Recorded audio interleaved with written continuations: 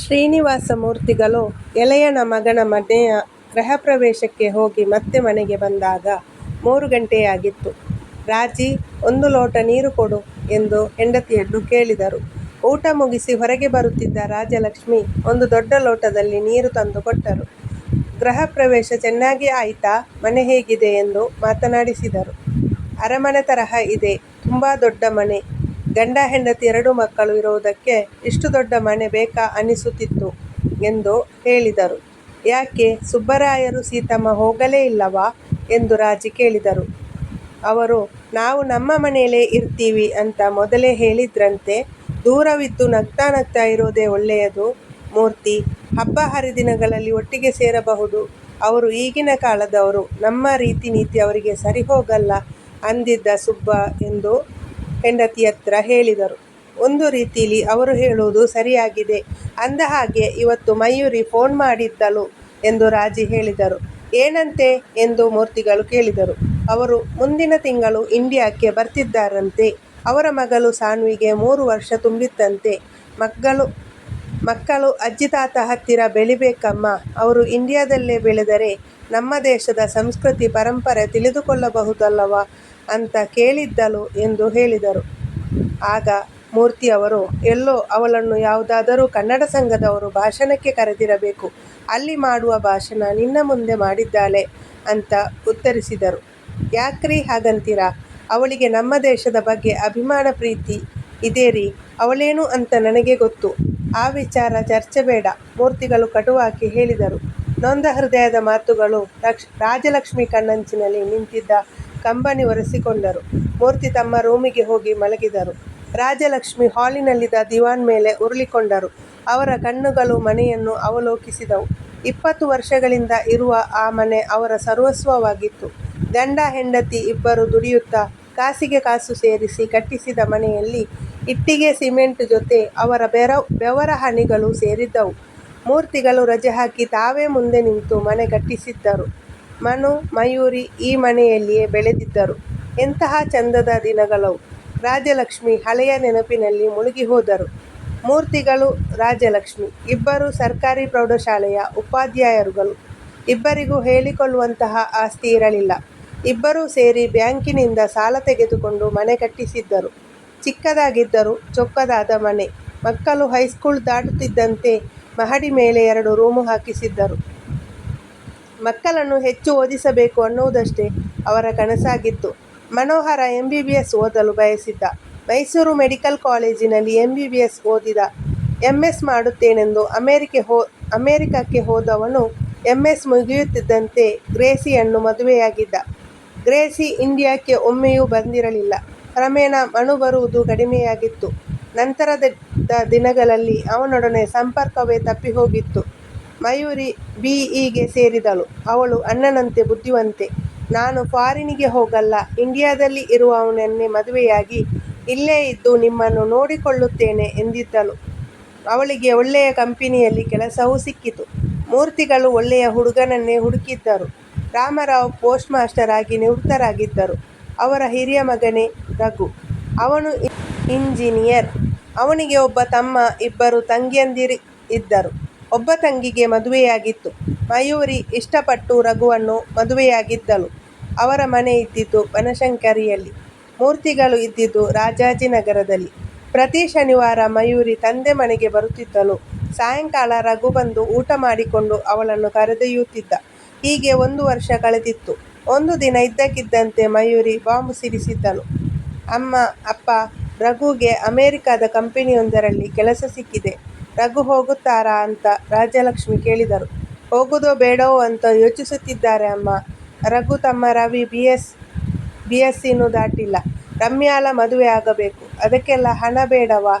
ನನ್ನ ಗತಿ ಏನೇ, ನೀನು ನನ್ನ ಜೊತೆ ಬಾ ಅಂತಿದ್ದಾರೆ ರಘು ಎಂದು ಹೇಳಿದಳು. ಅವರಿಬ್ಬರು 1.5 ತಿಂಗಳಲ್ಲಿ ಅಮೆರಿಕಕ್ಕೆ ಹಾರಿದರು. ಅವರನ್ನು ಬೀಳ್ಕೊಟ್ಟು ಬರುವಾಗ ರಾಮರಾವ್ ಹೇಳಿದ್ದರು, ನಿಮ್ಮ ಮಗಳು ತುಂಬಾ ಜಾಣೆ ಮೂರ್ತಿಗಳೇ. ರಘುವಿಗೆ ಅಮೆರಿಕ ಹುಚ್ಚು ಹಿಡಿಸಿ ಅಲ್ಲಿಗೆ ಹೋಗುವ ಹಾಗೆ ಮಾಡಿಬಿಟ್ಟಳು. ರಘುವಿಗೆ ಇಷ್ಟವಿರಲಿಲ್ಲ. ಇಲ್ಲ, ಬೇರೆ ಕಂಪನಿ ಮನೆಗೆ ಹೋಗುತ್ತೇನೆ ಅಂತಿದ್ದ. ಅಲ್ಲಿಗೆ ಹೋದವನು ಇಂಡಿಯಾಕ್ಕೆ ವಾಪಸ್ ಬರ್ತಾರಾ? ಪ್ರತಿ ತಿಂಗಳು ರಘು ಮನೆಗೆ ಹಣ ಕಳುಹಿಸುತ್ತಿದ್ದು ತಂದೆ ತಾಯಿಗೆ ಒಳ್ಳೆಯವನಾಗಿಯೇ ಇದ್ದ. ಮಯೂರಿಗೂ ಕೆಲಸ ಸಿಕ್ಕಿತು. ಮೊದಲು ಪ್ರತಿ ವಾರ ಫೋನ್ ಮಾಡುತ್ತಿದ್ದ ಅವಳು ಕ್ರಮೇಣ ತಿಂಗಳಿಗೊಮ್ಮೆ ಫೋನ್ ಮಾಡುತ್ತಿದ್ದಳು. 2 ವರ್ಷಗಳ ನಂತರ ರಮ್ಯಾಳ ಮದುವೆಗೆ 1 ವಾರದ ಮಟ್ಟಿಗೆ ಗಂಡ ಹೆಂಡತಿ ಬಂದಿದ್ದರು. ರಘು ತಮ್ಮನಿಗೆ ಅಂಗಡಿ ಆರಂಭಿಸಲು ಹಣ ಕೊಟ್ಟಿದ್ದ. ರವಿ ಜೆರಾಕ್ಸ್ ಮಿಷನ್ ಇಟ್ಟುಕೊಂಡಿದ್ದ. ಜೊತೆಗೆ ಮೊಬೈಲ್, ಕರೆನ್ಸಿ ನೋಟು, ಪುಸ್ತಕ, ಪೆನ್ನು, ಪೇಪರ್ ವ್ಯಾಪಾರ ಆರಂಭಿಸಿದ್ದ. ಮಯೂರಿ: ಅಮ್ಮ, ನಾವು ಮಗು ಬಗ್ಗೆ ಯೋಚಿಸುತ್ತಿದ್ದೇವೆ. ನೀನು ಬಾಣಂತನ ಮಾಡಲು ಅಮೆರಿಕಕ್ಕೆ ಬರಬೇಕು ಎಂದು ಹೇಳಿದನು. ಈ ಮಾತನ್ನು ಕೇಳಿ ರಾಜಲಕ್ಷ್ಮಿ ಹಿಗ್ಗಿ ಹೂವಾಗಿದ್ದಳು. ರಘು ರವಿಗೆ ಅತ್ತೆ-ಮಾವನ ಪಾಸ್ಪೋರ್ಟ್ ಮಾಡಿಸಲು ಸಹಾಯ ಮಾಡಲು ಹೇಳಿದ್ದ. ಮಯೂರಿಗೆ 8 ತಿಂಗಳು ತುಂಬುತ್ತಿದ್ದಂತೆ ಗಂಡ ಹೆಂಡತಿ ಅಮೆರಿಕಕ್ಕೆ ಹೋಗಿದ್ದರು. ಮೂರ್ತಿಗಳಿಗೆ ಹೊತ್ತು ಕಳೆಯುವುದೇ ಕಷ್ಟವಾಗಿತ್ತು.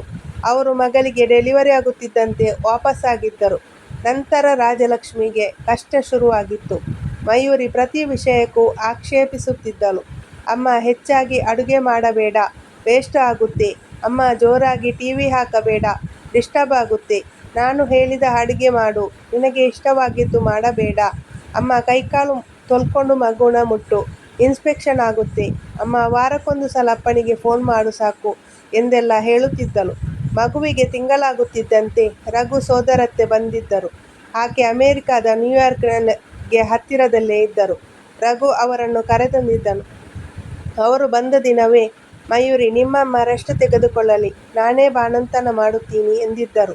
ಮಯೂರಿ ನಗುತ್ತಾ ಒಪ್ಪಿದ್ದಲ್ಲದೆ ಅವರಿಗೆ ಸರ್ವ ರೀತಿಯ ಸ್ವಾತಂತ್ರ್ಯ ಕೊಟ್ಟಿದ್ದಳು. 10 ದಿನದೊಳಗೆ ಇಂಡಿಯಾಕ್ಕೆ ಬರುವ ಅವರ ಜೊತೆ ತಾಯಿಯನ್ನು ವಾಪಸ್ ಕಳಿಸಿದ್ದಳು. ಈ ಸಲ ಇಂಡಿಯಾಕ್ಕೆ ಬಂದು ಮತ್ತೇನು ಮಾಡುತ್ತಾಳೆ ಎಂಬ ಆತಂಕ ಅವರನ್ನು ಕಾಡುತ್ತಿತ್ತು. 1 ತಿಂಗಳು ಉರುಳಿತು. ಮಯೂರಿ ಮಗು ಜೊತೆ ಇಂಡಿಯಾಗೆ ಬಂದಳು. ಅವಳ ಮಗು ಸಾನ್ವಿ ತುಂಬಾ ಮುದ್ದಾಗಿದ್ದಳು. ಪಟ ಮಾತನಾಡುತ್ತಿದ್ದಳು. 4 ದಿನ ಅತ್ತೆಯ ಮನೆಯಲ್ಲಿದ್ದು ತಾಯಿ ಮನೆಗೆ ಬಂದಿದ್ದಳು. ಅಮ್ಮ, ಮುಂದಿನ ವಾರ ರಘು ಬರ್ತಿದ್ದಾರೆ. ನಾವು ಡೆಲ್ಲಿ, ಆಗ್ರಾ ಎಲ್ಲ ಕಡೆಗೆ ಹೋಗಿ ಬರೋಣ ಅಂದುಕೊಂಡಿದ್ದೇನೆ. ಅದಕ್ಕೆ ಮೊದಲು ನಿಮಗೊಂದು ವಿಷಯ ಹೇಳಬೇಕು. ಏನು? ನನಗೀಗ ಕೆಲಸವಿಲ್ಲ. ನಾನು MS ಮಾಡೋಣ ಅಂತಿದ್ದೇನೆ. ಮಗುನ ನೋಡಿಕೊಂಡು ಓದೋದು ಕಷ್ಟ. ಅದಕ್ಕೆ ಅವಳನ್ನು ನಿಮ್ಮ ಹತ್ರ ಬಿಡಬೇಕು ಅಂತಿದ್ದೇನೆ. ನಮ್ಮ ಹತ್ರನಾ? ರಾಜಲಕ್ಷ್ಮಿ ಕೇಳಿದರು.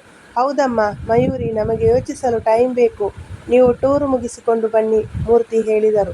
ಯಾಕಪ್ಪ? ಮೂರ್ತಿ ಉತ್ತರ ಕೊಡಲಿಲ್ಲ. ಮಗಳು ಟೂರ್ ಹೋದ ಮೇಲೆ ರಾಜಲಕ್ಷ್ಮಿಯ ಮನಸ್ಸು ಏನು ಉತ್ತರ ಹೇಳುವುದೋ, ಗಂಡನ ಉತ್ತರ ಗಂಡ ಏನು ಹೇಳುತ್ತಾರೋ ಎಂದು ಯೋಚಿಸತೊಡಗಿತು. ಅಂದು ಸಾಯಂಕಾಲ ಅವರು ದೇವರ ದೀಪ ಹಚ್ಚುತ್ತಿದ್ದಾಗ ಅವರ ಆತ್ಮೀಯ ಗೆಳತಿ ಲಲಿತಾ ಬಂದರು. ಮೂರ್ತಿಗಳು ವಾಕಿಂಗಿಗೆ ಹೋದವರು ವಾಪಸ್ ಬಂದಿರಲಿಲ್ಲ. ಓ ಲಲಿತಾ, ಏನೇ ಇಷ್ಟು ಅಪರೂಪ? ಇವತ್ತು ಎಲ್ಲರೂ ಅದು ಯಾವುದು ಎಕ್ಸಿಬಿಷನ್ಗೆ ಹೊರಟಿದ್ದರು. ನಾನು ಬರಲ್ಲ. ನನ್ನನ್ನು ರಾಜಿಮನೆ ಹತ್ತಿರ ಬಿಡು. ವಾಪಸ್ ಹೋಗುವಾಗ ಕರ್ಕೊಂಡು ಹೋಗು ಅಂತ ನನ್ನ ಮಗನಿಗೆ ಹೇಳಿದೆ ಎಂದು ಹೇಳಿದರು. ಒಳ್ಳೆಯದಾಯಿತು, ಬಾ ಕೂತ್ಕೋ ಎಂದು ರಾಜಿ ಹೇಳಿದರು. ಮಯೂರಿ ಬಂದಿದ್ದಾಳೆ ಎಂದು ಲಲಿತಾ ಮಾತು ಪ್ರಾರಂಭಿಸಿದರು. ಈಗ ಅವರೆಲ್ಲ ದೆಹಲಿ, ಆಗ್ರಾ ನೋಡಕ್ಕೆ ಹೋಗಿದ್ದಾರೆ. ಹೋಗುವ ಮೊದಲು ನಮ್ಮ ತಲೆಯಲ್ಲಿ ಒಂದು ಹುಳ ಬಿಟ್ಟು ಹೋಗಿದ್ದಾಳೆ ಎಂದು ರಾಜಲಕ್ಷ್ಮಿ ಉತ್ತರಿಸಿದರು. ಏನದು ರಾಜಲಕ್ಷ್ಮಿ ಎಂದು ಲಲಿತಾ ಕೇಳಿದಾಗ ಅವರು ಮಗಳು ಹೇಳಿದ ವಿಷಯವನ್ನು ವಿವರಿಸಿದರು. ಮಗುನ ನಿಮ್ಮ ಹತ್ತಿರ ಬಿಟ್ಟರೆ ಒಳ್ಳೆಯದೇ ಅಲ್ಲವಾ? ಅಡುಗೆ ಅವರನ್ನು ಗೊತ್ತು ಮಾಡು. ಮಗುನ ನೋಡಿಕೊಳ್ಳೋಕೆ ಒಂದು ಹುಡುಗಿನ ನೇಮಿಸಿಕೋ. ಮಗು ಇಲ್ಲಿರೋದ್ರಿಂದ ಅವಳು ದಿನ ಫೋನು ಮಾಡುತ್ತಾಳೆ. ನಿಮ್ಮ ಸಂಬಂಧ ಸುಧಾರಿಸುತ್ತೆ ಎಂದು ಲಲಿತಾ ಹೇಳಿದರು. ನನಗೇನು ಮಗುನ ಇಟ್ಟುಕೊಳ್ಳೋಕೆ ಇಷ್ಟ. ಆದರೆ ಇವರು ಏನು ಅಂತಾರೋ ಏನೋ ಎಂದು ರಾಜಲಕ್ಷ್ಮಿ ಹೇಳಿದರು. ನೀನೇ ನಿನ್ನ ಗಂಡನಿಗೆ ಬುದ್ಧಿ ಹೇಳು ಎಂದು ಲಲಿತಾ ಹೇಳಿದರು. ನಂತರ ಅವರು ಬೇರೆ ವಿಷಯಗಳ ಬಗ್ಗೆ ಮಾತನಾಡುತ್ತಾ ಚಪಾತಿ ಪಲ್ಯ ಮಾಡಿದರು. ಲಲಿತಾ ಮನೆಗೆ ವಾಪಸ್ಸಾದಾಗ ಗಂಟೆ 10 ಆಗಿತ್ತು. ಮಯೂರಿ ವಾಪಸ್ಸಾಗುವುದು 2 ದಿನಗಳಿವೆ ಎನ್ನುವಾಗ ರಾಜಲಕ್ಷ್ಮಿ ಸಾನ್ವಿ ವಿಚಾರ ಏನಂದುಕೊಂಡಿದ್ದೀರಿ ಎಂದು ಕೇಳಿದರು. ಆಗಲ್ಲ ಅಂತ ಹೇಳೋಣ ಎಂದು ಮೂರ್ತಿಗಳು ಹೇಳಿದರು. ಯಾಕಾಗಲ್ಲ? ಮಗು ಮನೆಗೆ ಬಂದರೆ ಈ ಮನೆಗೊಂದು ಅರ್ಥ ಬರುತ್ತೇರಿ. ಜೊತೆಗೆ ನಮ್ಮ ಬೇಜಾರು ಕಳೆಯುತ್ತೆ. ಮನೆಯಲ್ಲಿ ಅಡುಗೆಯವರೂ ಇರುತ್ತಾರೆ. ಮಗುನ ನೋಡಿಕೊಳ್ಳೋಕೆ ಹುಡುಗಿಯೂ ಇರುತ್ತಾಳೆ. ನನ್ನ ಕೆಲಸನೂ ಕಡಿಮೆಯಾಗುತ್ತೆ ಎಂದು ರಾಜಲಕ್ಷ್ಮಿ ಹೇಳಿದರು. ಜವಾಬ್ದಾರಿ ಜಾಸ್ತಿ ಆಗುತ್ತೆ ನನಗೆ. ಈ ವಯಸ್ಸಿನಲ್ಲಿ ಜವಾಬ್ದಾರಿ ತೆಗೆದುಕೊಳ್ಳೋಕೆ ಇಷ್ಟವಿಲ್ಲ. ನಿನಗೆ 65 ವರ್ಷ, ನನಗೆ 71 ವರ್ಷ. ನ್ಯಾಯವಾಗಿ ನೋಡಿದರೆ ನಮ್ಮನ್ನು ಯಾರಾದರೂ ನೋಡಿಕೊಳ್ಳಬೇಕು. ಹೀಗೇನ್ರಿ ನಮಗೆ ಕಡಿಮೆಯಾಗಿರೋದು? ನಮ್ಮ ಜೀವನ ಹೀಗೆ ಒಂದು ರೀತಿಯ ಟೈಮ್ ಟೇಬಲ್ ಪ್ರಕಾರ ನಡೀತಿದೆ ಎಂದು ಲಲಿತಾ ಹೇಳಿದರು. ಈ ವಯಸ್ಸಿನಲ್ಲಿ ನಾವು ಹೆಚ್ಚಿನ ಜವಾಬ್ದಾರಿ ತೆಗೆದುಕೊಳ್ಳೋಕೆ ಆಗಲ್ಲ. ಅರ್ಥ ಮಾಡ್ಕೊ. ನಿನ್ನ ಮಗಳು ನಾನಿಲ್ಲೇ ಇರ್ತೀನಿ, ನಿಮ್ಮನ್ನು ನೋಡಿಕೊಳ್ಳುತ್ತೀನಿ ಅಂತ ಹಾಡುತ್ತಿದ್ದಳು. ಮದುವೆ ಆಗ್ತಿರುವ ಹಾಗೆ ಭವಿಷ್ಯ ರೂಪಿಸಿಕೊಳ್ಳೋಕೆ ಅಮೆರಿಕಕ್ಕೆ ಹಾರಿ ಹೋದಳು. ನಾವು ಅವಳ ಮನೆ ಹೋದಾಗ ಅವಳು ಹೇಗೆ ನಡೆದುಕೊಂಡಳು ಅಂತ ನಿನಗೂ ಗೊತ್ತಿದೆ. ನನಗೆ ಹೊಸ ಜವಾಬ್ದಾರಿ ಬೇಡ. ನೀನಾಗಿ ಇಷ್ಟಪಟ್ಟರು ಜವಾಬ್ದಾರಿ ತೆಗೆದುಕೊಂಡರೆ ನಾನು ಬೇಡ ಅನ್ನಲ್ಲ ಎಂದು ಮೂರ್ತಿಗಳು ಹೇಳಿ ಅಲ್ಲಿಂದ ಹೊರಟು ಹೋದರು. ರಾಜಲಕ್ಷ್ಮಿ ಒಂದು ನಿರ್ಧಾರಕ್ಕೆ ಬಾರದೆ ಒದ್ದಾಡಿದರು. ಒಂದು ಕಡೆ ಮೊಮ್ಮಗಳ ಸೆಳೆತ, ಮತ್ತೊಂದು ಕಡೆ ಗಂಡನ ಮಾತುಗಳು ಅವರನ್ನು ಚಿಂತಿಸುವಂತೆ ಮಾಡಿದವು. 2 ದಿನ ಕಳೆಯಿತು. ಮಯೂರಿ ಊರಿಗೆ ಬಂದ ಮರುದಿನವೇ ತಾಯಿ ಮನೆಗೆ ಬಂದಳು.